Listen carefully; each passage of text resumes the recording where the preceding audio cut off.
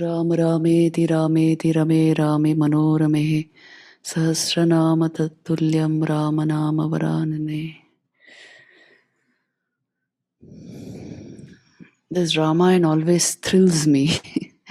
So I really don't know what to speak about it because Sri Ram and Mother Sita are Bharat Atma. They are the Atma of our culture, our spiritual heritage. The ideals which they portrayed. It's always a joy to think of that, and it gives you, it's beautifully put in the Vaishnava scriptures. Swadu Swadu Pade Pade. Every time you read the Ramayana or hear of the Ramayana, it refreshes your mind, gives you so much peace, gives so much sweetness to your heart, because it is such a sattvic drama. The entire Leela of Sri Ram and Mother Sita, it is very sattvic. It's not like Mahabharata. In India, they don't keep that Mahabharata, and it's forbidden to read Mahabharata in the evenings in homes. But Ramayana is always welcome. I was so surprised when I was in South Africa for some time, in Durban. So a whole lot of Indians there, they have a shrine room, very beautiful, and the Ramayana is worshipped there. When they left India and came to the sugarcane plantations in South Africa to work there, they only carried the Ramayana with them. The Ramayana is our strength. It is our emotional intelligence. It is our relationship psychology. It is the essence of life. So I am so happy to see all these youngsters singing Ram Nam. In India, you have to rope them and bring them in somehow, sometimes to do all this. The thing is, you are doing it so spontaneously here and with such inspiring teachers around you. It fills my heart just to come to this place. This is a real punya bhumi. This is a huge karma yajna going on here. And without the blessings of the Holy Trio, this cannot happen. So we are very proud of Vivekananda Vidyapeeth and the work going on here. See, you don't know how the entire planet is yearning for the essence of Ramayana. All our problems around the globe, all the mental turmoil and the restlessness, the stress, the negativities, they are all due to emotional insecurities. You can trace all mental health issues to emotional insecurity. And the Ramayana is the solution to that. Because it teaches you real emotional intelligence. I teach relationship psychology in some universities. And the only thing I introduce to them is the Ramayana. What better book do you have to tell you how relationships can strengthen your vitality? How relationships can transform you? Help you reach the higher goals of life? What committed relationships can do? 4 people working as one man. That is a relationship. So you can learn all these things best. The secret of emotional intelligence. There's so much research today on all this. You don't require $1 million research to understand the value of, committed relationship. You just read their lives, get inspired by that. It will come into your life. The Ramayana is a real savior of humankind. It is supposed to be an itihas, part of Indian history. But it is the Leela of the Supreme. It is the Leela of the Lord. So He comes to teach, isn't it? So for eons, the Ramayana has inspired us. It is responsible for the original Indian culture, cultural values. That is why Sri Ram and Mother Sita are the soul of India. Only when these children grow up, they will understand what the Ramayana stands for and how much it means to human life. If any of you have read the Iliad and Odyssey, you will understand what a sharp contrast Ramayana is. So the point is this: what lessons can we learn from the Ramayana? That is my topic. Frankly, I have not prepared anything for these talks because I think you know what I'm doing just now. I'm on a circuit of 8 universities in the US. All have organized talks and very big topics, like science of consciousness, signs of happiness. Makes me nervous even to think of it. But actually, the thing is very simple. It's to do with our consciousness. If we can unearth those possibilities and understand that, you will know the science of consciousness. It's always a first-person research. But because I have to interpret it in their language and make a sharp distinction between the way consciousness is being studied today in many universities and the way we are doing it in the IITs. So for all that, it requires some effort, and some. So actually, I'm doing that. And but places like these are always so. It gives my heart so much shanti and anand to just be here. The essential thing about the saga of Ramayana is the sheer purity of emotions in all these characters. Bhava Samshuddhi, it is called. It is the heart of emotional intelligence. Nobody in Western psychology will tell you this. But Bhava Samshuddhi is at the heart of emotional intelligence. If that is there, you will be at peace with yourself. There will be no emotional insecurities. So it's a very positive, elevated life that you will lead. And these characters, the Rama Leela is about this. How to instill this into our hearts. Look at the life of Sri Ram. Right from his birth. It is he is the very paragon of virtue. The epitome of the highest values, you can say. Right from the beginning like that. He is Maryada Purushottam. Always respecting the position of others. Always bowing down in humility before others. And yet, completely strong and complete in himself. If you have to understand Sri Ram and why he was so stern about his values and why he took the decisions he took, you will have to understand something of his early youth. I can tell you a few experiences here because we study the different Ramayans and also we try to see the tattva there. What is it that we are worshipping? Whom are we worshipping and why? So you see, this Sri Ram has now come to the palace after completing his education. He was in the Kurukul for so long with his brothers. And the mothers are so keen, all the 3 mothers, that now Sri Ram is in the palace. Everyone wants to serve him. Everyone wants to be around him. Because he has a divine glow in his personality. It's unmistakable. And he's such a sweet child for them. Always so respectful, so kind, so polite, so helpful to everyone. But you know how they find Sri Ram after he comes home to the palace from after his education? They find him aloof. Yes, that's how it's depicted. They find him introverted. He goes into his rooms and doesn't come out easily.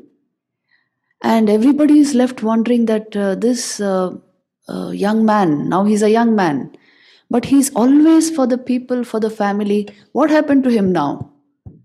Why does he keep this distance from us? And then Dasharath is very concerned. What has happened to the crown prince of my kingdom? So he sends Vashishta. Go and find out what has happened. Please, he's the family preceptor. And then there is this beautiful conversation between Vashishta and Sri Ram, the young Ram, 16-year-old. So Sri Ram says that I don't find any taste for this world because I have found my my joy in meditation. I have found that Parabrahman in my heart. See, he is the avatar, born with a divine consciousness.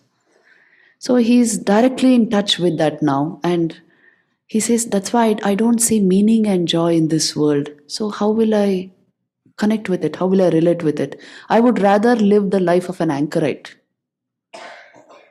I would rather be a sadhu. Because that comes natural to me. And so tell me, please advise me what I should do. There are so many expectations from me. He's the Shion of that race. And people are just waiting to have him crowned king. But his mind is elsewhere.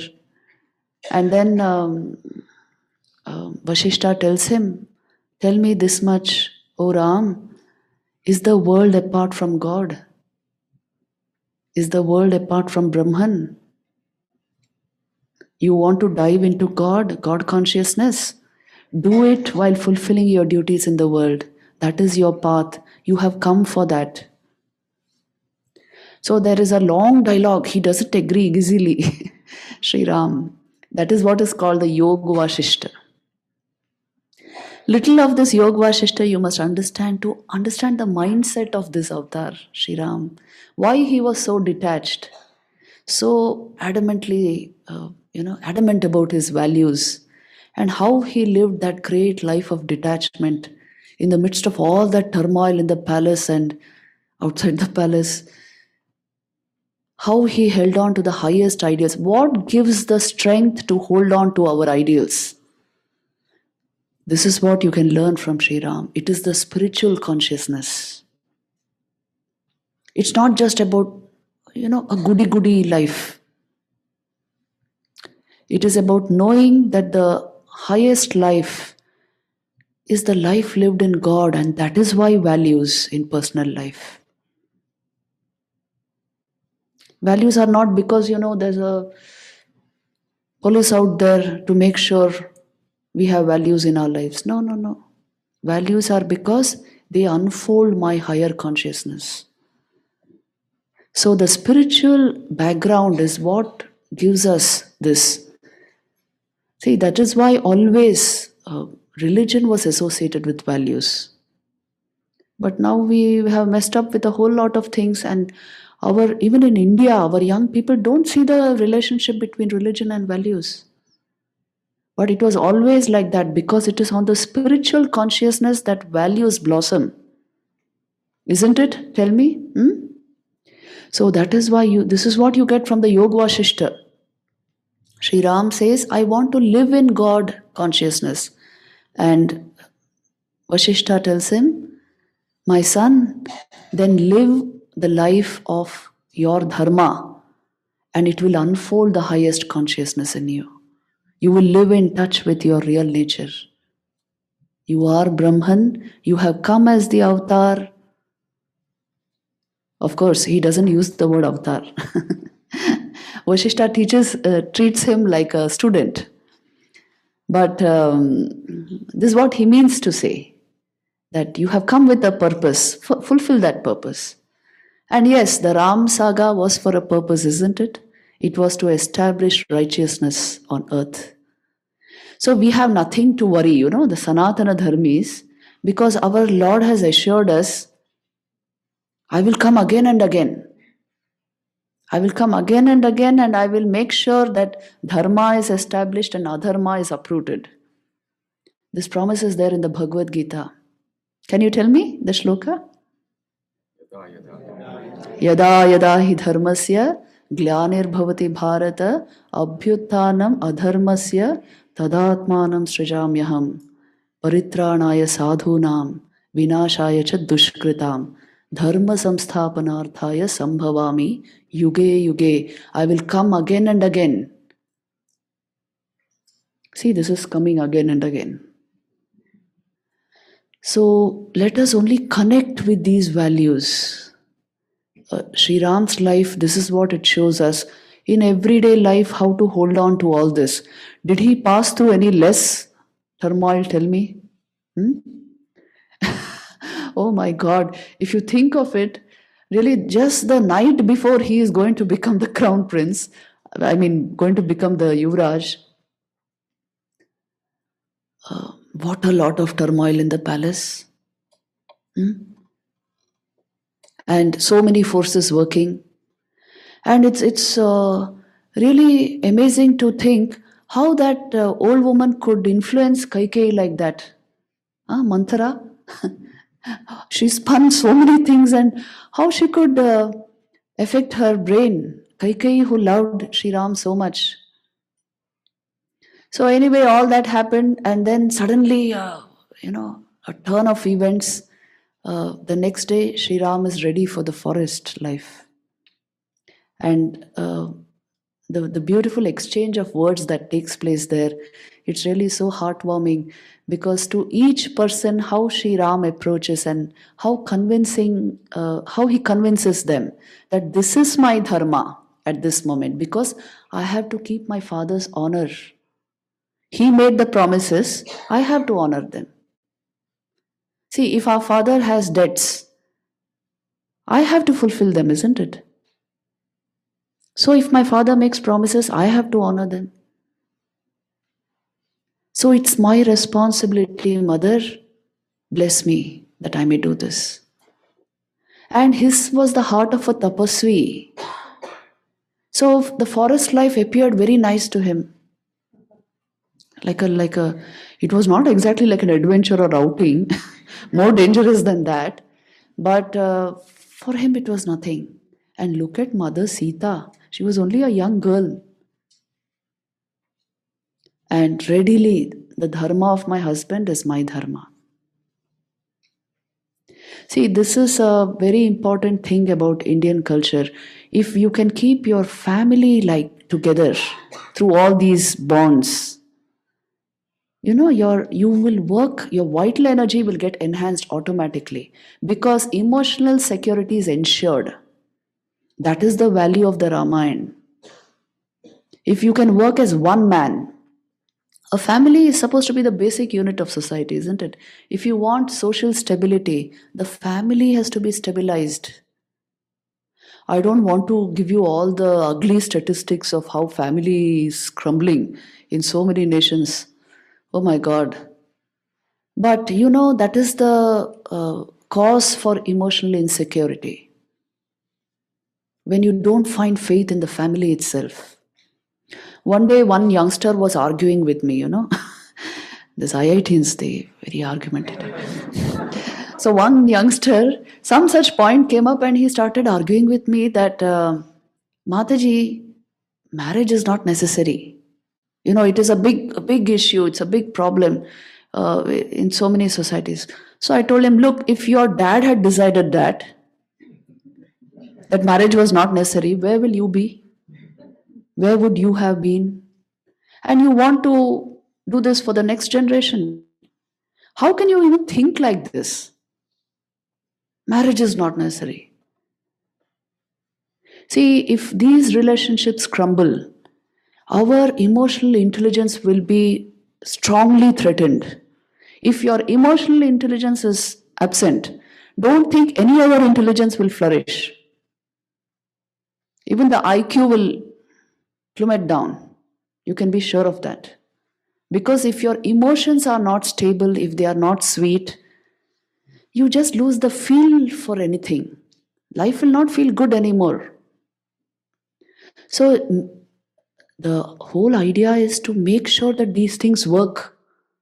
And how do we make sure of that? The Ram ideal, the Sita ideal.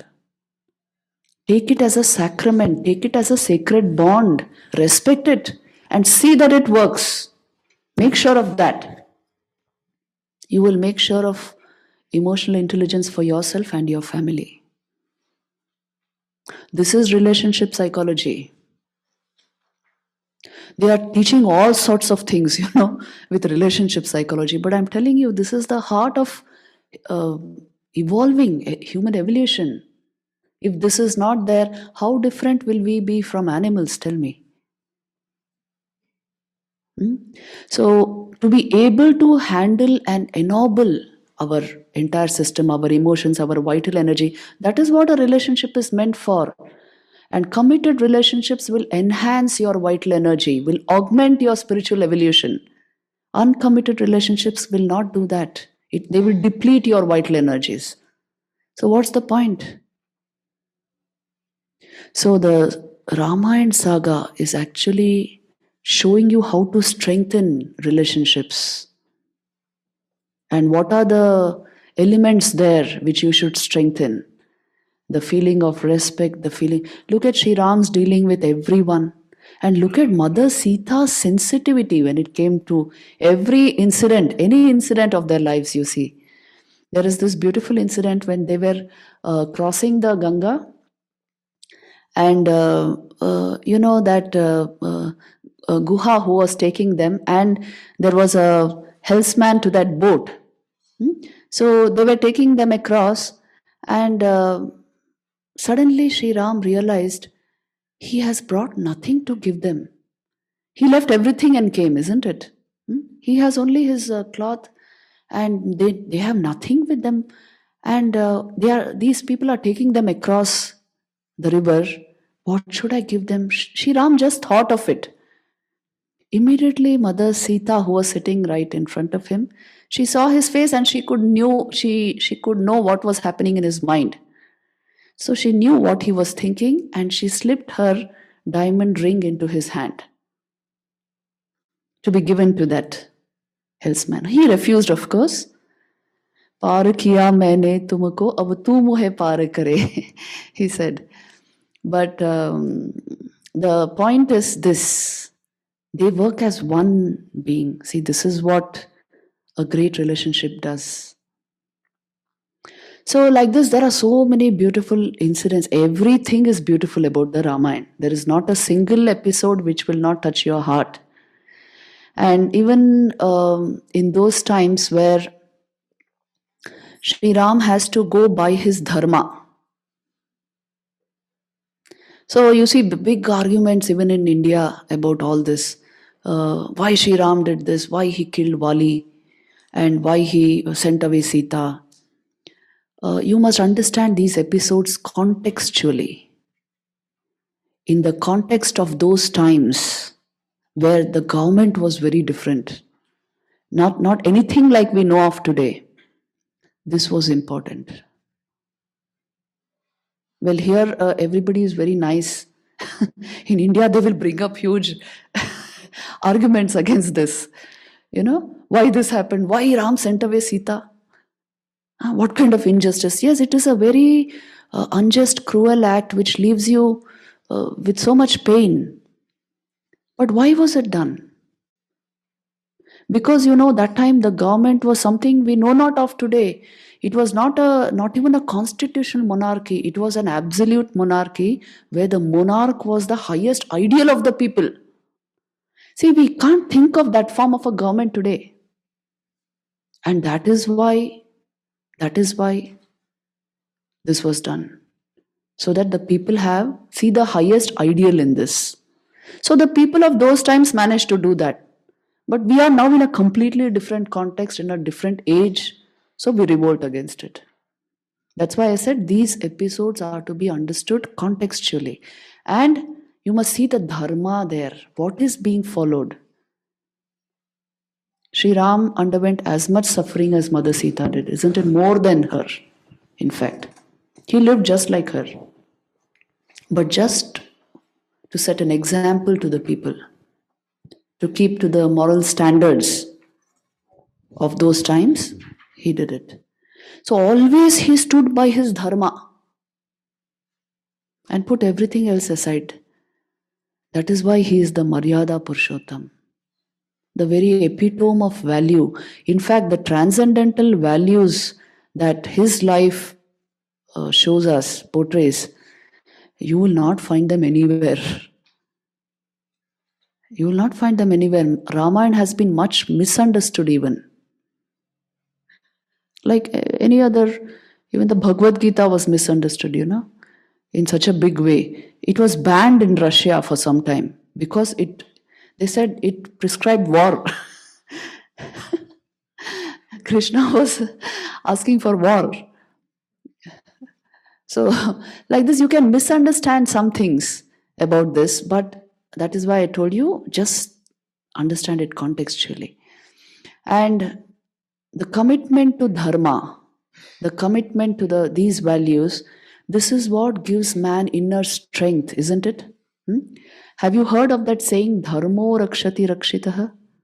Dharmo hantaram hanti and dharmo rakshati rakshitah. Again, it's from the Ramayana. It means dharma destroys one who destroys dharma, and dharma always protects one who protects dharma.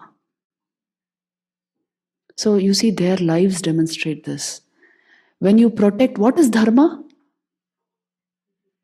Duty. It includes duty, righteousness, what you ought to do in any particular situation. This was the one word unofficial constitution of India for centuries, this word dharma. Mera dharma kya hai? To know this. Not what I like. What I like and what I don't like. Not that way. What I ought to do. What is right for me to do in this particular situation. This is the idea. This is dharma. So, the dharmic life ensures inner balance. It ensures spiritual evolution. It ensures deep calmness of mind. The highest, your intelligence will sparkle if there is the touch of dharma in your life. Otherwise, it will become, you will even look dazed. Yes, there are people who are double PhDs, but that look on the face is, they're confused. Without dharma, intelligence does not sparkle. It won't work because the emotional intelligence is not working there. So, the emotional intelligence is the way to spiritual intelligence. So, the Ramayana is actually teaching us the highest level of intelligence through all these incidents. Take up Sri Ram's relationship with the different people in his family, even with his enemy. How he treated his enemy after Ravan's death. He gave him all due respect. Ravan was the only Brahmin in the drama. Yes, these were all Kshatriyas. So he gave him the respect that they would give Brahmins. The last rites were performed accordingly. And then he went he went for austerity actually, because he had killed a Brahmin. Brahmahatya, they say. So full respect to everyone.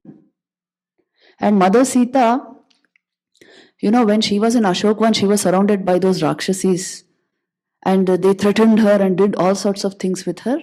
Once she was released after the death of Ravan. She was asked, Mother, Vibhishan came and he was going to be the future king. He told her, Mother, forgive us for what we have done to you in Lanka and tell us what you would like us to do with these people who have tormented you. And she said, don't do anything to them. Leave them untouched, because they only did what their boss asked them to do, what Ravan asked them to do. This was Mother Sita, the epitome of forgiveness, love, fortitude, resilience, purity. She always put her dharma in front, everything else. And you see, she was like a shadow to Sri Ram, never asserted herself, because she knew who he was. In India, they joke, Ram ke liye Sita theek hai, they will say, which means you can be a Sita before Sri Ram. Can you be Sita before Ravan?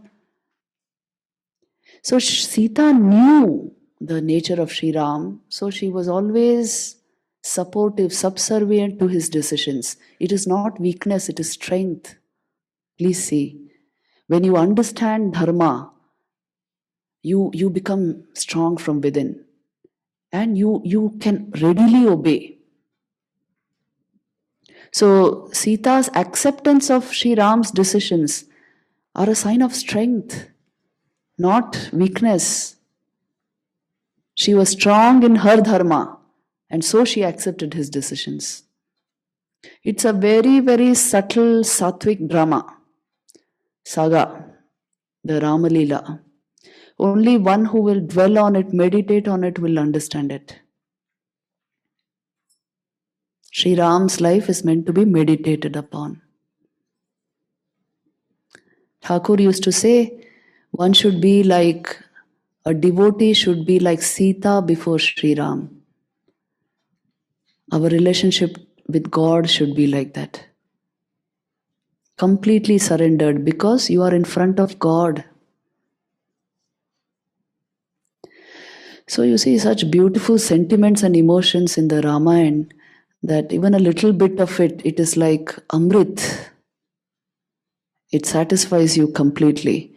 In fact, nothing can match the Ramayana. No scripture on earth gives you the prashanti which Ramayana leaves you with. At the end of the story, it is all about you can just worship these characters. You can't do anything else. The avatars always come to show us the highest ideals, and Sri Ram's life actually shows complete commitment to dharma, dutifulness. See, this becomes very important today. So many youngsters are here, but tomorrow, when you enter real life, another family, your jobs, you will see dharma becomes very important there. The kind of attitudes you keep, the relationships you have with everyone around you, that is going to determine your future. So let us learn from this. One who has grown up with these and imbibed these values will be safe, will be happy. So Ramayana has guided our culture for centuries. And it is up to us how we preserve this, how we understand this. There is joy even in pain if you are established in dharma. And there is pain even in joy if you are without dharma. Am I right? Sita experienced the highest bliss. Don't think she was weeping and forlorn. And when you are established in dharma, the outward circumstances may appear painful, but your heart is at rest. So the entire saga of Ramayana leaves you with a very beautiful feeling within yourself. This is all I can say. My salutations to Sri Ram, Mother Sita, and I pray that they give us the intelligence to understand their lives and they inspire us with the values which they stood for. If Ramayana is with us, all the strength of the universe will be with you. And without the Ramayana, the essential thing about human life is not there. That is the glory of the Ramayana. Om Kujantam Ram Rameti Madhuram Madhuraksharam Aruya Kavita Shakha Vande Valmiki Kokilam. My salutations to Valmiki. Pranams to the Holy Triad.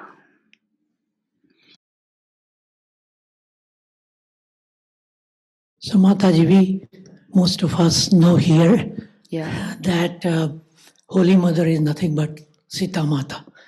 How would you have few questions, sentences, your feelings of Holy Mother as Sita Mata? Yes. Holy Mother had all the qualities of Mother Sita. You see her life when she comes first to Dakshineshwar as a young girl. You see, they were married at a very young age. She was only 5 when she was married. But when she comes to Dakshineshwar at the age of 18 for the first time to meet her husband, what does Sri Ramakrishna ask her?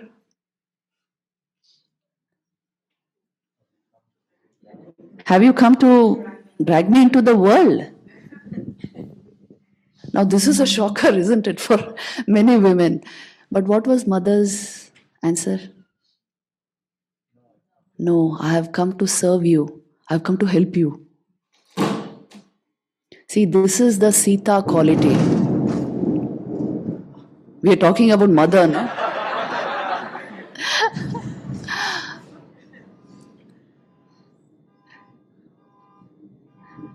So this was mother's bhav.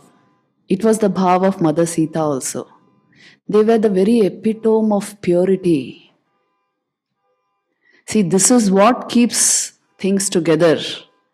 This is what earns respect. This is an element which you should not discard. Because today, even in India, all these questions crop up. Oh, no matter how I am, I should be respected. Respect is a quality that comes from the heart. You can't train yourself to be respectful. It is the glory of the personality in front of you that makes you respectful, isn't it? So then for that glory to be manifested, this quality is absolutely essential. Chastity, modesty, purity. They were the embodiment of that. Both Mother Sita and Mother Sharda. So many things are similar in the two of them. In fact, Mother Sharda once said, she saw the shivling and she said, it's just as I left it. Yes, Rameshwaram. Now she sort of remembered her past birth and said it. And Mother Sharda's forbearance, all kinds of people around her, isn't it? Huh? Half crazy, full crazy. People who, oh my God, all sorts of people, but how she dealt with them. Her forgiveness, her forbearance, her that ambiguity tolerance, what we say today, all superlative qualities. And how she manifested, how calm she was, completely surrendered to the Ramakrishna ideal. This is all Mother Sita's traits, the same mind. That's why, Sri Ramakrishna said, Tini ki kom ga, tini amar Shakti. Is she any less? She is my Shakti. Only here, in Mother Sharda's avatar, it is a manifestation of Saraswati, knowledge. Thakur said that. She is Saraswati. She has come to impart knowledge. We all come from Sharda Mat, remember. So the point is this, that every avatar comes to show some special ideal. The need of the age, the avatar fulfills. Mother Sita, at that time, that ideal was very important. It was how important that ideal was at that time, you will know when you see the future history of India, when we were under the invasions, when the family system could have crumbled, the culture could have been destroyed utterly. It was only these ideas that kept our families together, that preserved our cultural values, that preserved the family as an institution. How our women have sacrificed, behind every successful man there's a woman. Behind every successful child there's a woman. I mean, any child which manifests anything great, there's the mother behind it. So our women have contributed immensely because this Sita ideal was there in front of them. This is how I have to be. Always this was the blessing given, that be Sita. The mantras of the marriage ceremony have this, that as Sita was before Sri Ram, you will be before. So this keeps the family together. This is so very important for a society to be stable. So Mother Sharda showed all this in her life and more. She embodied knowledge. If you actually read Mother, what she has said on spiritual practice, they are very, very, it's the summary of the spiritual life. It's the last word you can say about it.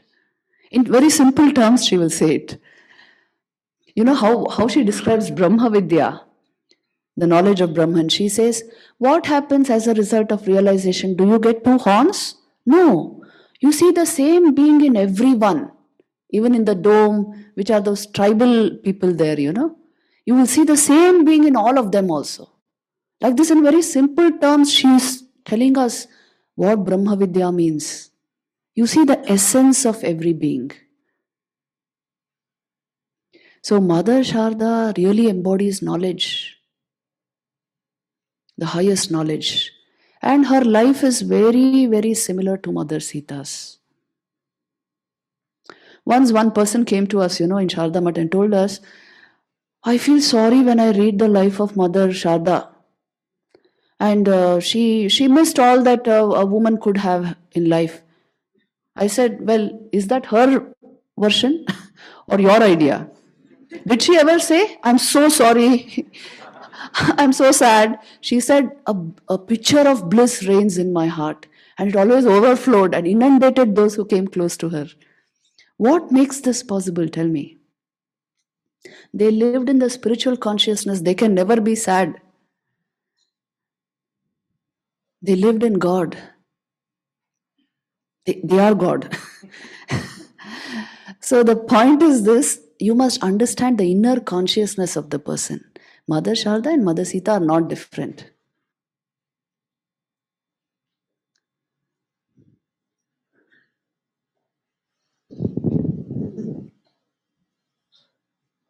Namaste Mataji. So the points of tension in Ramayana and probably even in Mahabharata is trying to find one's swadharma, right? Yes. And it's very true even today because we are expected to work in a very materialistic world. Yeah. And you sense a conflict of duty towards society, towards your family, and your personal spiritual goals. How, and similar to what Rama had. So, what is, I would say, algorithm or whatever? And how do you kind of go about figuring your own swadharma? Yes, see, that is a very important question. How do I identify my swadharma? Because today we don't even use that word.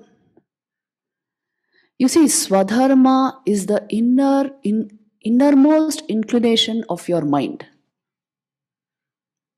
You will do it even without training. There are certain things in life, don't we do it that way? Yes? The innermost inclination or vocation of your soul. It inclines towards that always. That comes naturally to you. That is your swadharma. Now, to identify this is difficult in modern life because we are pulled in so many directions. This is good for you, that is good for you. Everybody is always advising us something, There's no time for searching your soul for what you want.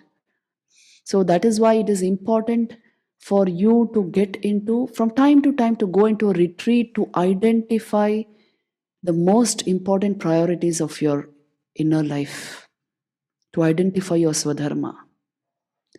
Because the following of your swadharma strengthens you from within. Isn't it? When you know your swadharma, you will do your work selflessly, naturally, spontaneously, because it comes natural to you. And then swakarmana tamabhyarcha siddhim vindanti manava. Your karma becomes karma yoga. But if you are confused about your swadharma, and this is happening in so many young people, they want to do something, but they are being forced to do something else.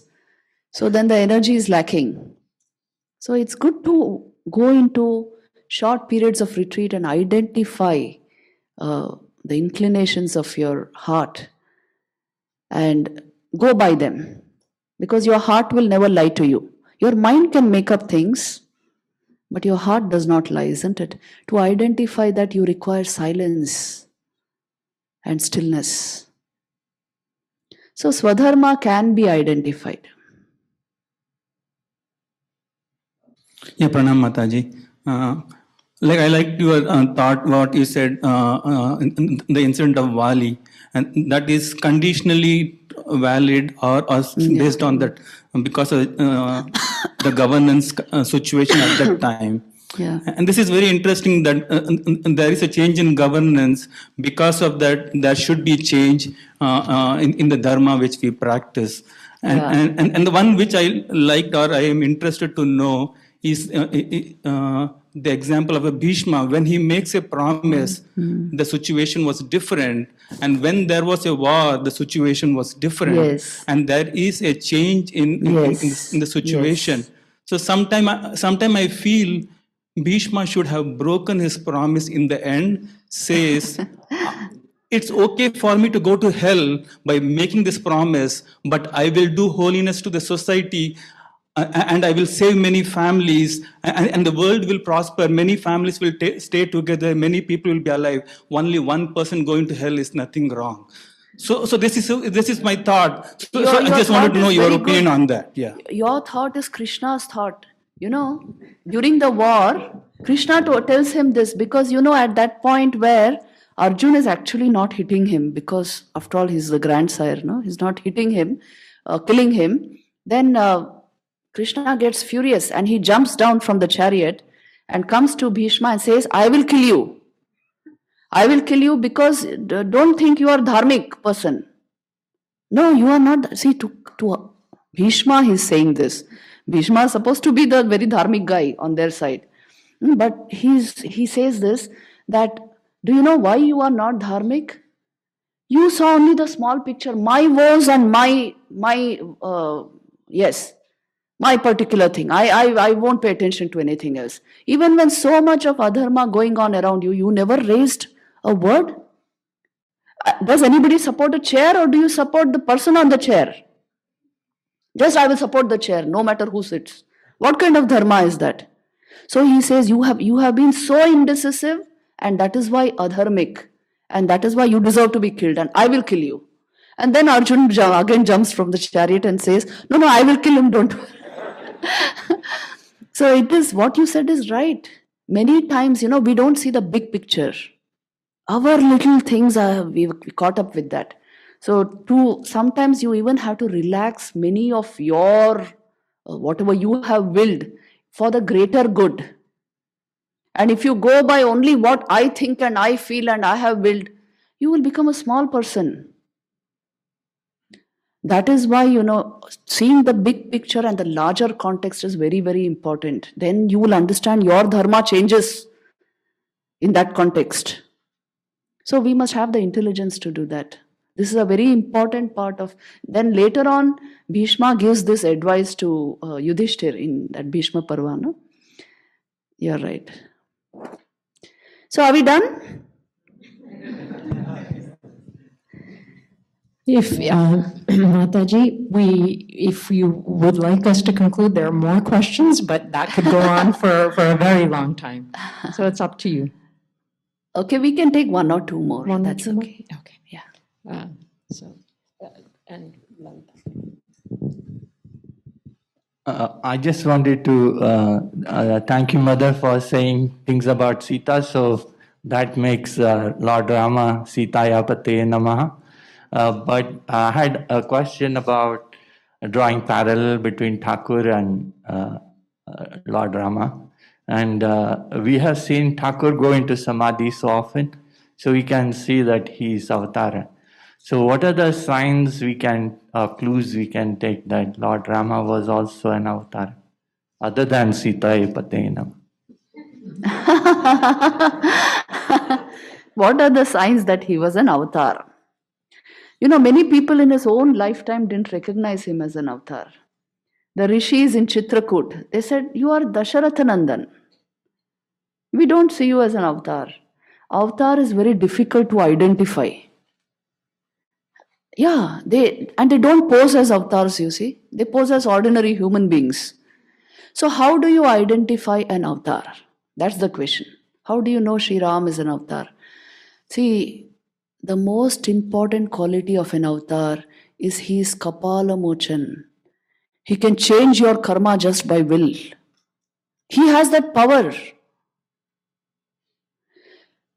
Coming into the proximity of Sri Ram changed the very mindset of all people. Even Ravan, the first time he saw Sri Ram, there is a very beautiful verse there. Actually, a stuti came to his mind, Yes, a stuti comes to his mind. He feels like worshipping, but he's playing the role of the villain. So he has to act like the villain there in that drama. So whatever he did, he always, Thakur says this in Kathamrit, that Ravan says at one place that if I contemplate on the beauty of Sri Ram, even the most beautiful woman in the world will appear like ashes to me, not to speak of the wife of another. Now, what is this phenomenon? See, this is what the power of the avatar can be felt by those who are around him. And in the case of Sri Ram, he could turn the destinies of people, the mindset of people just like that. So this is what makes him an avatar. You know him for the war and he fought and he's so brave and all that. All that is there, yes. But most of all, it is this capacity to just change the mind of another. He can do that. It's a spiritual power. Just like how we can influence each other through ideas, they have such an enormous vitality within them. They can just change your mind without anything. So this is what is the important characteristic of an avatar. Also, he shows divine manifestation. He shows divine qualities which are not found ordinarily in human beings. Yes. Yes, his influence is over generations. It's not just for his lifetime. See, even today we are worshipping him. Such an inspiration. But yes, there are people who can't recognize avatars. Even in Thakur's own time, the officers in the temple garden, you know what they would call him? Chota Bhattacharya, Pagal Bhattacharya. They would call him like that. So it's difficult to identify an avatar, but you can know it by the impact finally he has on your mind.